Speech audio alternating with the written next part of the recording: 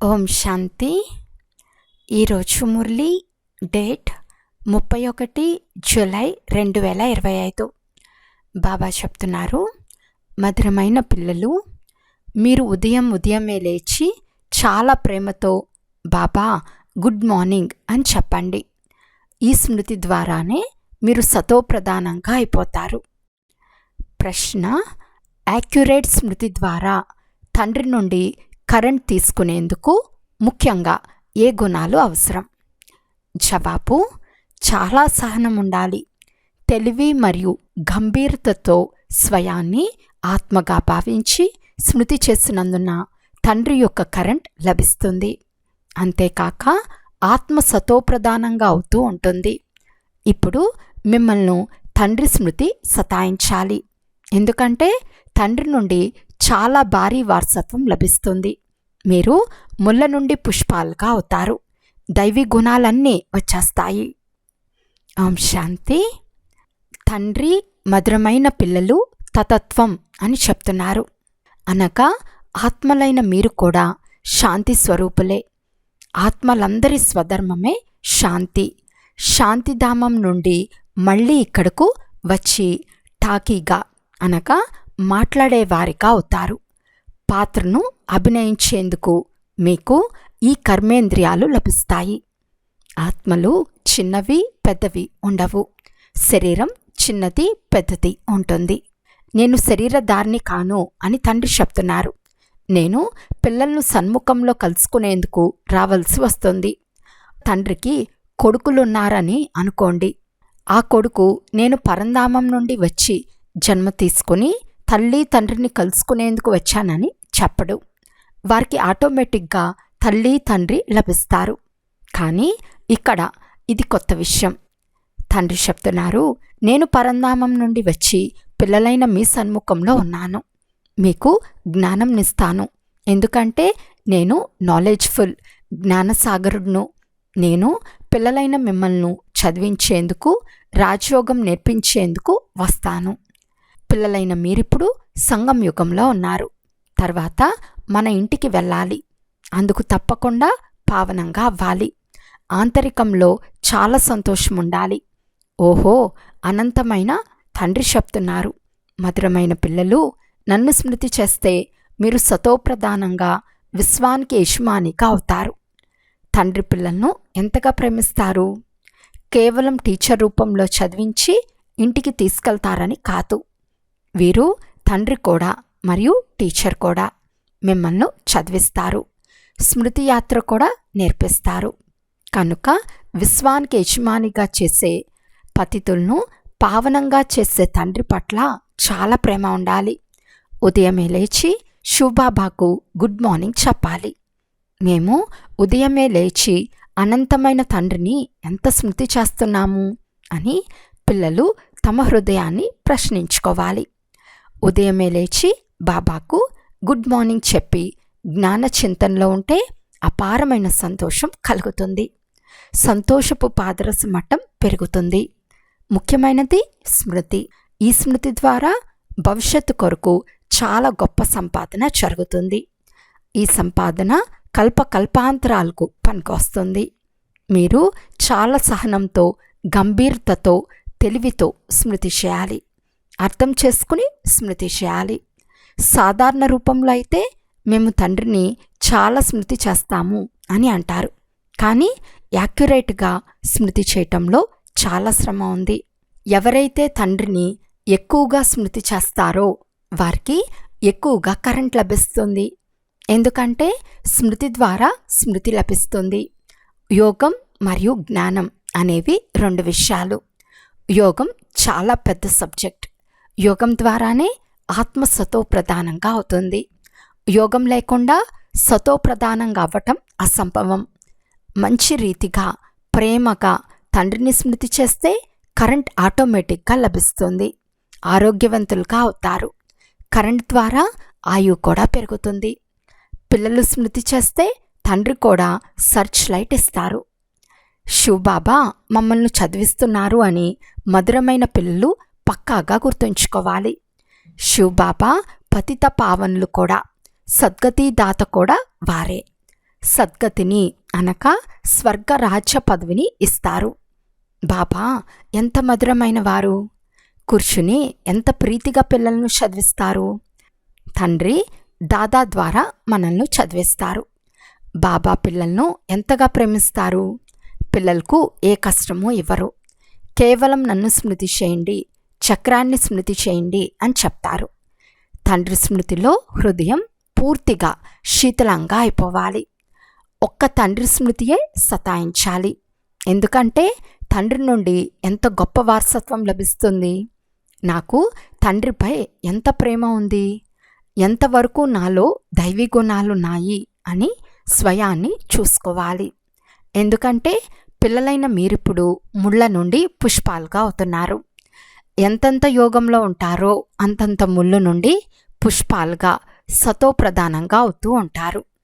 ఎవరైతే ఎక్కువ మందిని ముళ్ళ నుండి పుష్పాలుగా చేస్తారో వారినే సత్యమైన సుగంధ భరిత పుష్పాలు అని అంటారు. వారు ఎప్పుడు ఎవ్వరికి ముళ్ళుకొచ్చరు. క్రోధం కూడా పెద్ద ముళ్ళే, చాలామందికి దుఃఖంనిస్తారు. ఇప్పుడు పిల్లలైన మీరు ముళ్ళ ప్రపంచం నుండి దూరంగా వచ్చేశారు. మీరు సంగం యుగంలో ఉన్నారు. ఎలాగైతే తోటమాలి పుష్పాలను వేరే పాత్రలో ఉంచుతారో అలాగే పుష్పాలైన మిమ్మల్ని ఇప్పుడు సంగం యుగం అనే పాత్రలో వేరుగా ఉంచారు. తర్వాత పుష్పాలైన మీరు స్వర్గంలోకి వెళ్ళిపోతారు. కలియుగం ముళ్ళు భస్మైపోతాయి. తండ్రి చెప్తున్నారు, మధురమైన పిల్లలు, మీరు ఎంత ఎక్కువ మందికి కళ్యాణం చేస్తారో అంత మీకు ఫలం లభిస్తుంది. చాలామందికి దారి తెలిపితే చాలామంది నుండి ఆశీర్వాదాలు లభిస్తాయి. జ్ఞానరత్నాలతో జోలిని నింపుకుని దానమివ్వాలి. జ్ఞానసాగర్డు పల్లెములను జ్ఞానరత్నాలతో నింపి మీకు ఇస్తున్నారు. ఎవరైతే వాటిని దానం చేస్తారో వారి అందరికీ ప్రియమనిపిస్తారు. పిల్లల ఆంతరికంలో ఎంత సంతోషం ఉండాలి. ఎవరైతే తెలివైన పిల్లలో వారు మేము బాబా నుండి వారసత్వం పూర్తిగా తీసుకుంటాము అని అంటారు. ఒక్కసారిగా ఆకర్షింపబడతారు, అతుక్కుపోతారు. తండ్రిని చాలా ప్రేమిస్తారు. ఎందుకంటే ప్రాణదానమిచ్చే తండ్రి లభించారని వారికి తెలుసు. ఎటువంటి జ్ఞాన వరదానం ఇస్తారు అంటే దానితో మనం ఎలా ఉండేవారం, ఎలా తయారైపోతాము. దివాలా తీసిన వారి నుండి సంపన్నంగా అయిపోతాము. బండారాన్ని అంత నిండుగా చేసేస్తారు. తండ్రిని ఎంతగా స్మృతి చేస్తారో అంత ప్రేమ ఉంటుంది, అంత ఆకర్షణ ఉంటుంది. సూది శుద్ధంగా ఉంటే అయస్కాంతం చే ఆకర్షింపబడుతుంది కదా. తండ్రి స్మృతి ద్వారా తుప్పు వదులుతూ పోతుంది. ఒక్క తండ్రి తప్ప ఇతరులెవ్వరూ గుర్తుకు రాకూడదు. తండ్రి తెలియచేస్తున్నారు, మధురమైన పిల్లలు, తప్పు చేయకండి, అజాగ్రత్తగా ఉండకండి, స్వదర్శన చక్రధారిగా అవ్వండి, లైట్ హౌస్గా అవ్వండి. స్వదర్శన చక్రధారిగా అయ్యే అభ్యాసం బాగుంటే మళ్ళీ మీరు జ్ఞానసాగర్ల వలె అయిపోతారు. విద్యార్థులు చదువుకుని టీచర్గా అయిపోతారు కదా. మీ వ్యాపారమే ఇది. అందరినీ స్వదర్శన చక్రధారులుగా తయారు చేయండి. అప్పుడే చక్రవర్తి రాజారాణిగా అవుతారు. తండ్రి చెప్తున్నారు, పిల్లలు, మీరు లేకుంటే నాకు కూడా విశ్రాంతి ఉండదు. సమయం వచ్చినప్పుడు నాకు విశ్రాంతి ఉండదు. ఇప్పుడిక నేను వెళ్ళాలని అనిపిస్తుంది. పిల్లలు చాలా దుఃఖంలో ఉన్నామని బాధతో పిలుస్తారు. జాలి కలుగుతుంది. అందువల్ల నేను పిల్లలైన మిమ్మల్ని అన్ని దుఃఖముల నుండి విడిపించేందుకు వస్తాను. ఇప్పుడు పిల్లలైన మీరు ఇంటికి రావాలి. తర్వాత అక్కడి నుండి మీ అంతటకు మీరే సుఖధామానికి వెళ్ళిపోతారు. అక్కడ నేను మీకు సాతిగా అవ్వను. మీ స్థితి అనుసారం మీ ఆత్మ వెళ్ళిపోతుంది. అచ్చా, మధురాతి మధురమైన అపురూపమైన పిల్లలకు మాతాపిత బాప్దాదాల ప్రియ స్మృతులు మరియు గుడ్ మార్నింగ్. ఆత్మిక పిల్లలకు ఆత్మిక తండ్రి నమస్తే. ఆత్మిక తండ్రికి ఆత్మిక పిల్లల యొక్క ప్రియ స్మృతులు మరియు నమస్తే నమస్తే నమస్తే. ధారణ కొరకు ముఖ్య సారము. తండ్రి కరెంట్ను ఆటోమేటిక్గా తీసుకునేందుకు చాలా ప్రేమతో తండ్రిని స్మృతి చేయాలి.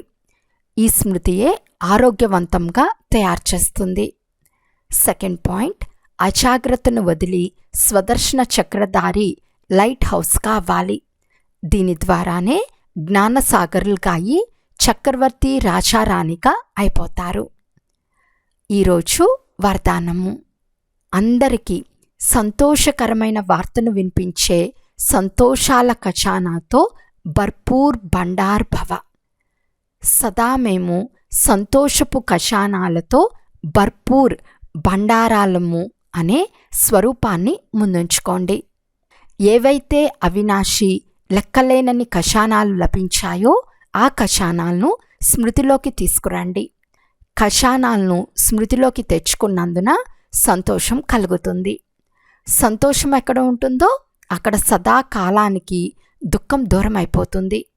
ఖజానాల స్మృతి ద్వారా ఆత్మ సమర్థమైపోతుంది, వ్యర్థం సమాప్తమైపోతుంది. భర్పూర్ ఆత్మ ఎప్పుడూ ఆందోళనలోకి రాదు. స్వయం కూడా సంతోషంగా ఉంటుంది, ఇతరులకు కూడా సంతోషకరమైన వార్త వినిపిస్తుంది. స్లోగన్: యోగ్యులుగా అవ్వాలి అంటే కర్మ మరియు యోగముల బ్యాలెన్స్ ఉంచుకోండి. అవ్యక్త సూచన: సంకల్పాల శక్తిని జమ చేసుకుని శ్రేష్టమైన సేవకు నిమిత్తంగా అవ్వండి. సేవలో నోటి ద్వారా సందేశం ఇవ్వటానికి సమయం కూడా ఖర్చు చేస్తారు, ధనం కూడా ఖర్చు చేస్తారు, ఆందోళనలోకి వస్తారు, అలసిపోతారు కూడా. కానీ శ్రేష్ఠ సంకల్పాల సేవలో ఇవన్నీ మిగిలిపోతాయి. కనుక ఈ సంకల్ప శక్తిని పెంచండి. దృఢతా సంపన్న సంకల్పం చేస్తే ప్రత్యక్షత కూడా త్వరగా జరుగుతుంది. అచ్చా, ఓం శాంతి. ఈరోజు సాకార మురళి చిన్నదవ్వటం వలన మనందరం సందేశీ పుత్రికల ద్వారా డ్రామాలోని కొన్ని నిగూఢమైన రహస్యాలు 10 పాయింట్లో ఉన్నాయి. అది ఇవాళ విందాము. ఫస్ట్ పాయింట్, ఈ అతి విశాలమైన పెద్ద డ్రామాలో అంటే విరాట డ్రామాలో ప్రతి మనుష్యాత్మలో తమ తమ స్థితి అనుసారం పూర్తి జీవితం యొక్క పాత్ర ముందే మర్జు రూపంలో ఉంటుంది. జీవాత్మలో మొత్తం జీవితం యొక్క పరిచయం మెర్జ్ అయి ఉన్న కారణంగా సమయం వచ్చినప్పుడు ప్రత్యక్షమవుతుంది. ప్రతి ఒక్కరిలో తమ తమ సంపూర్ణ స్థితి అనుసారం పరిచయం లేక పాత్ర ఏదైతే మర్జ్ అయి ఉందో సమయానుసారం అదే ఇమర్జ్ అవుతుంది. తద్వారా మీలో ప్రతి ఒక్కరూ అన్నీ తెలిసిన వారిగా అవుతారు. సెకండ్ పాయింట్, ఈ గొప్ప డ్రామాలో ఒక్కొక్క సెకండ్ యొక్క యాక్ట్ కొత్తదైన కారణంగా ఇప్పుడిప్పుడే ఇక్కడకు వచ్చానని అనిపిస్తుంది. అయితే ఏ సమయంలో ప్రాక్టికల్ జీవితంలో నడుస్తారో ఆ సమయంలో అది కొత్తదిగా అనుభవం అవుతుంది. ఈ జ్ఞానంతో ముందుకు వెళ్తూ ఉండండి. నేను జ్ఞానం ప్రాప్తి చేసుకున్నాను, ఇప్పుడు నేను వెళ్తాను అని ఎవ్వరూ అనలేరు. వినాశనం జరిగే వరకు మొత్తం యాక్ట్ మరియు జ్ఞానం కొత్తదిగానే ఉంటుంది. థర్డ్ పాయింట్, ఈ విశాలమైన డ్రామాలో ఏ భవిష్యత్తు నిర్ణయించబడిందో అది నిశ్చయంతోనే తయారు చేయబడింది. భవిష్యత్తును కొంతమంది ఆపుకుంటారు, కొంతమంది తయారు చేసుకుంటారు. అదంతా మీపైనే ఉంది. స్వయానికి శత్రువు నేనే, స్వయానికి మిత్రుడును నేనే. ఇప్పుడు మీరు చాలా రమణీకంగా స్వీట్గా అవ్వాలి, ఇతరులను అలా తయారు చేయాలి. ఫోర్త్ పాయింట్, ఈ గొప్ప డ్రామాలో సహనం వహించుట కూడా మీ కొరకు కల్పకృతపు ఒక మధురమైన స్వప్నం. ఎందుకంటే మీకు ఏమీ జరగదు. ఎవరైతే మిమ్మల్ని విసిగించారో వారు కూడా నేను వీరిని విసిగించాను, దుఃఖం కలిగించాను, అయినా కూడా ఇదైతే డివైన్ యూనిటీ, సుప్రీం యూనిటీ అని అంటారు. మీరు విషయ పాండవులుగా ఉంటారు. తయారైన ఈ భవిష్యత్తును ఎవ్వరూ ఆపలేరు, మార్చలేరు కూడా. ఫిఫ్త్ పాయింట్, ఈ గొప్ప డ్రామాలో ఇది ఎంత అద్భుతమో చూడండి. పాండవులైన మీరు ప్రత్యక్షంగా కూడా వచ్చి ఉన్నారు. అంతేకాక మీ పాత చిత్రాలు, గుర్తులు కూడా ఇప్పటి వరకు స్థిరంగా ఉన్నాయి. పాత కాగితాలు, పాత శాస్త్రాలు, భగవద్గీత పుస్తకము మొదలైనవి సంభాళించుకుని ఉంచుకుంటారు. వాటికి కూడా చాలా గౌరవం ఉంటుంది. అటువంటి పాత వస్తువులు స్థిరంగా ఉన్నా ఇప్పుడు కొత్త వస్తువులు కొనుగొంటారు. పాత గీత ప్రాక్టికల్లో ఉన్న కొత్త గీత తయారైంది. కొత్తది స్థాపన అయినప్పుడు పాతది అంతమవుతుంది. ఇప్పుడు మీరు ప్రాక్టికల్గా జ్ఞానాన్ని జీవితంలో ప్రత్యక్షంగా ధారణ చేయట వలన దుర్గా, కాళిక మొదలైన వారిగా అయ్యారు. తర్వాత పాత జడచిత్రాలు వినాశనమవుతాయి. కొత్త చైతన్య స్వరూపం స్థాపన అవుతుంది. 6th point. ఈ గొప్ప విశాలమైన డ్రామాలో ప్లాన్ అనుసారం మధురమైన సంగం యుగంలో అనన్య దైవీ పిల్లలైన మీరే వికారాలపై విజయం ప్రాప్తి చేసుకొని వైకుంఠం యొక్క స్వీట్ లాటరీని పొందుతారు. మీ అలవాటు ఎంత అదృష్టవంతమైనది! ఈ సమయంలో స్త్రీ పురుషులైన మీరు అవినాశి జ్ఞానం ద్వారా పూజకు యోగ్యమైన దేవతా పదవి ప్రాప్తి చేసుకుంటారు. ఇదే ఈ సంగం యుగపు మనోహరమైన అద్భుతమైన సమయం యొక్క అద్భుతమైన పద్ధతి. 7th point. ఈశ్వరుడు సాక్షిగా ఉండి చూస్తున్నారు. నేను అనేక నగలు, ఆభరణాలతో అలంకరించి ఈ సృష్టి రూపీ నాటక రంగంపైకి డ్యాన్స్ చేసేందుకు ఈ యాక్టర్నైతే పంపించానో వారు ఎలా యాక్ట్ చేస్తున్నారు? నేను నా దైవీ పిల్లలకు గోల్డెన్ మనీ, సిల్వర్ మనీ ఇచ్చి ఈ ఆభరణాలు, ఈ నగలు ధరించి ప్రసన్న చిత్తులుగా ఉండి సాక్షిగా ఈ యాక్ట్ కూడా చేయాలి. అంతేకాక సాక్షిగా ఉండి ఈ ఆటను కూడా చూడాలి, చిక్కుకోరాదు అని చెప్పాను. కానీ అర్ధకల్పం రాజ్యభాగ్యం అనుభవించి తర్వాత అర్ధకల్పం మీ చేతనే రచింపబడిన మాయలో చిక్కుకుపోయారు. ఇప్పుడు మళ్ళీ నేను ఈ మాయను వదిలేయండి అని మీకు చెప్తున్నాను.